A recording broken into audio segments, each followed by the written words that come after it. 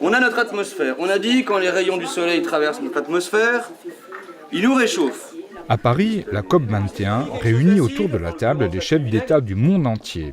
En même temps, à Lixin-les-Roulins, les élèves aussi organisent leur table ronde, animée par exactement la même problématique, le réchauffement climatique.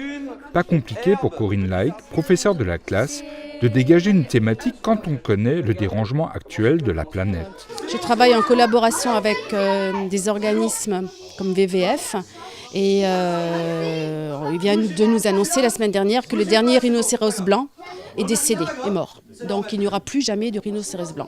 Fort de ce constat, la classe a choisi de se préoccuper de l'ours blanc. On voudrait sauver l'ours blanc parce que il faut qu'il vive. Et pour qu'il vive, de nombreuses actions sont possibles et cela à tous les niveaux.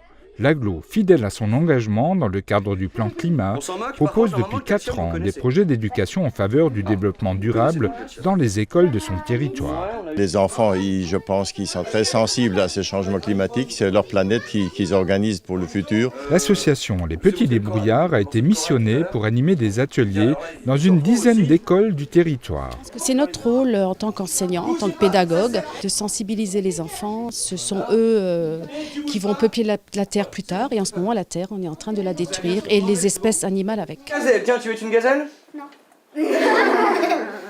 Moi je vais être avec Paris. Il me faut une gazelle là. Quand on voit l'enthousiasme des enfants, on peut dire qu'on a réussi notre projet. Pourquoi je vous ai montré une craie? On regarde la télé, mais il faut pas la laisser allumer toute la journée. Il faut pas la laisser en veille. Faut pas prendre la voiture pour des petits trajets.